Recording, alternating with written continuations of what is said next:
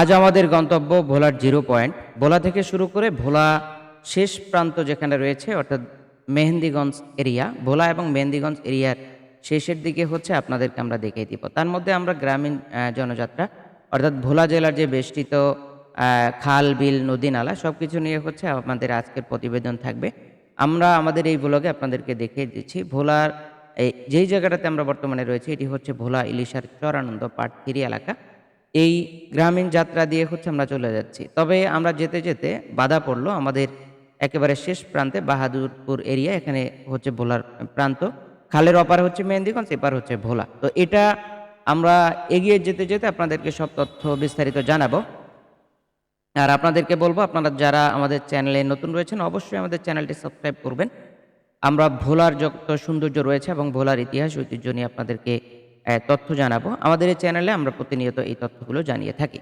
তো চলুন আমরা আস্তে, আস্তে ধীরে, ধীরে এগিয়ে যাচ্ছি আমাদের আজকের গন্তব্যের দিকে। ভোলা সদর হয়ে ইলিশা ইউনিয়ন থেকে আমরা যাচ্ছি হচ্ছে আমাদের আজকের শিবচর বাহাদুরপুর অর্থাৎ মেহেন্দিগঞ্জ এরিয়া, ভোলার শেষ প্রান্ত এবং বরিশালের শেষ প্রান্ত যেখানে জিরো পয়েন্ট সেখানে আমরা যাচ্ছি। তো এর মধ্যে আমরা ইলিশা মেঘনা নদীর পার হয়ে যাচ্ছি। ব্লক বেষ্টিত যেই এরিয়া এটি অত্যন্ত সুন্দর এবং আকর্ষক। এখানে আসলে মনোমুগ্ধকর পরিবেশ আপনারা পেয়ে যাবেন। এখানে জেলেরা মাছ ধরছে, তাদের জাল বুনছে এবং অন্যান্য যে কার্যক্রম সেগুলো করছে। সব মিলিয়ে এখানকার গ্রামীণ যে পরিবেশ সেটি আসলেই মনকে কেড়ে নিয়ে যায়। তো আমরা যেতে, যেতে হচ্ছে গ্রামের অন্যান্য যে মেঠো পথ, একেবারে গ্রামের রাস্তা, সরু রাস্তা। এই রাস্তাগুলো দিয়ে আমরা আস্তে, আস্তে যাচ্ছি। তবে যেতে, যেতে কিছু অভিজ্ঞতার কথা মনে পড়ল। এখানে আমরা দেখতে পাচ্ছি অনেক সুন্দর একটি বাড়ি আমরা দেখতে পেয়েছি। কিন্তু বাড়ির বাচ্চারা গাছের উপরে এসে বসে আছে। তার মানে হচ্ছে গ্রামীণ জীবনগুলো আসলে এমনই যায়। আমরা যতই দেখছি ততই আসলে গ্রামের ইতিহাস ঐতিহ্যের মধ্যে হারিয়ে যাচ্ছে। বারংবার আপনাদেরকে বলবো আসলে এই জায়গাগুলো অর্থাৎ যেগুলো প্রাকৃতিক সৌন্দর্যে ভরা সেই জায়গাগুলোতে গেলে বারংবারই মন হালকা হয়ে যায় এবং মনের দুঃখ কষ্টগুলো মনে হয় আমাদের প্রকৃতি আমাদের কাছ থেকে ছেয়ে নিয়ে যায়। তো আমরা আসলে যেতে, যেতে এখানে হচ্ছে এই জায়গাটাকে বলা হয় জোড়াখাল, যেটা জনতা বাজার এরিয়ার দিকে অবস্থিত। এই জোরখালের উপরে একটি বড় একটি ব্রিজ রয়েছে। এই ব্রিজের উপর থেকে আপনি যদি প্রাকৃতিক সৌন্দর্যগুলো দেখেন তাহলে দেখবেন অপার সৌন্দর্যের লীলাভূমি এখানে বেষ্টিত। তো আমরা যেতে, যেতে এক চাচার সঙ্গে দেখা হয়েছে। তবে চাচা হেনাকে খুঁজছে না, চাচা খুঁজছে মাছ। তো মাছ ধরতে, ধরতে চাচার সাথে আমরা কথা বললাম অনেকক্ষণ। তো গ্রামীণ জীবনযাত্রা নিয়ে চাচা খুবই সুখী রয়েছে এবং দেখতে মনেই হচ্ছে যে আসলে তার কোনো দুঃখ কষ্ট নাই। শুধুমাত্র মাছ ধরবে, খাবে, দাবে, ফুর্তি করবে, আনন্দ করবে এবং গ্রামে থেকেই তার জীবনটা পার করে দিবে। এই হচ্ছে তাদের গ্রামীণ জীবনযাত্রা। তো চাচা আসলে হাসি মাখা মুখেই হচ্ছে জাল টানছিলেন। এর মধ্যে আমরাও চাচার সাথে দুষ্টামি করলাম অনেকক্ষণ। তো দেখতে, দেখতে মাছের একেবারে যে প্রান্তে আমরা পৌঁছে গেলাম কিন্তু আসলে কোনো মাছের সন্ধান মিলল না। তো আমরা চাচার সাথে মাছের তথ্য দেখছি অর্থাৎ মাছ উঠছে কিনা সেটা দেখছিলাম। তবে বন্ধু হুমায়ুন আছে সাথে। তো আমরা ২ জন মিলেই হচ্ছে আজকে ঘুরতে বের হলাম।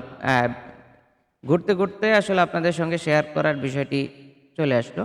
তো এখানে অনেকগুলো রাজহাঁস দেখতে পারলাম যে মুক্ত বাতাসে হাওয়া খাচ্ছে। তো ইতিমধ্যে আমাদের একটু দুষ্টুমি করার ইচ্ছা জাগলো। আমরাও দৌড়ে দেখলাম। হুমায়ুন ধরার চেষ্টা করলো। হাঁসগুলো অত্যন্ত ভদ্র কিন্তু আমাদের হাসি দেখে তারা খালের মধ্যে নেমে গেছে। হ্যাঁ, এই হচ্ছে বিষয়। তো আমরা আসলে যেতে, যেতে আপনাদেরকে একদম নদীর কূল পর্যন্ত নিয়ে যাব, মেঘনা নদীর তীরে। যেখানে আমাদের আরও কিছু তথ্য দেওয়ার থাকবে। তো আমরা এখান থেকে রাজহাঁসগুলো দেখতে, দেখতে আমাদের সময় পার করলাম। তো চলে যাচ্ছি সামনের দিকে।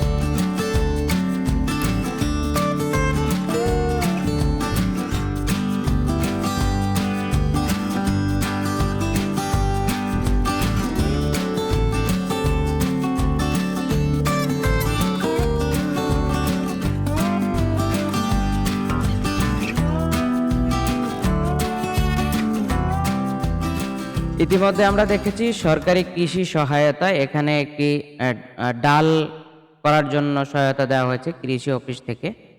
তো সেখান থেকে আমরা দেখেছি একটি সাইনবোর্ডও করা হয়েছে। তো এগুলো আসলে দেখতে পাচ্ছি ফসলের ফলন অত্যন্ত ভালো হবে বলে আশা করা যায়, যেহেতু গাছগুলো অত্যন্ত সুন্দর এবং সবুজ প্রকৃতিতে ভরা। তো আমরা এই অবস্থানটা দেখে তারপর হচ্ছে আমরা আস্তে আস্তে আমাদের গন্তব্যের দিকে এগিয়ে যাব। তো হচ্ছে আজকে সর্বশেষ যে নদী, ভোলার যে নদী, সেই নদীর একেবারে প্রান্তে আপনাদেরকে নিয়ে যাব। সেখানে যাওয়ার পরে হচ্ছে আমরা আরও বিস্তারিত তথ্য দেখব। আপনারা থাকবেন আমাদের সঙ্গে।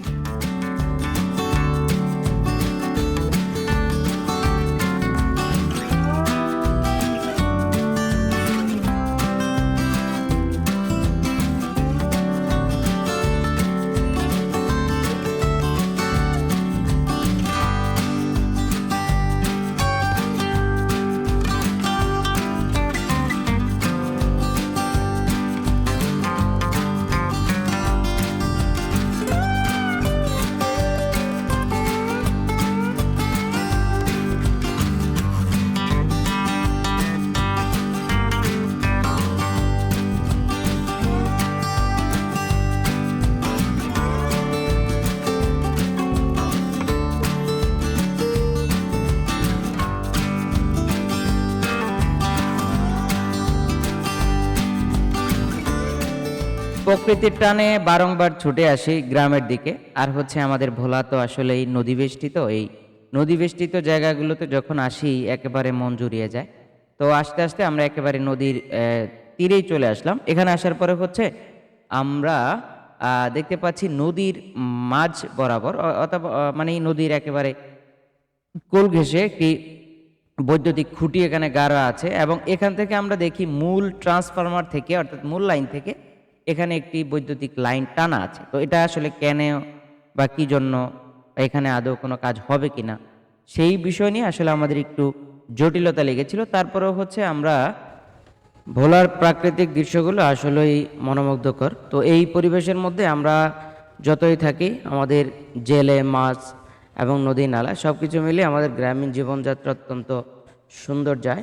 এবং আপনাদেরকেও এই ভোলা জেলায় আমন্ত্রণ জানাই। আপনারা যারা আমাদের এই ভোলা জেলায় এসে আমাদের এই সৌন্দর্য উপভোগ করতে চান, নদী, খাল, বিল এবং গ্রামীণ জীবনযাত্রা, তো আমাদের এই যাত্রায় আপনাদেরকে স্বাগত জানিয়ে আমরা আজকের আমাদের এই ডকুমেন্টারির শেষ পর্যায়ে চলে যাচ্ছি। তো দেখতে থাকুন আমাদের আসলে আজকের এই প্রতিবেদন। দেখা হচ্ছে পরবর্তী কোনো ভিডিও।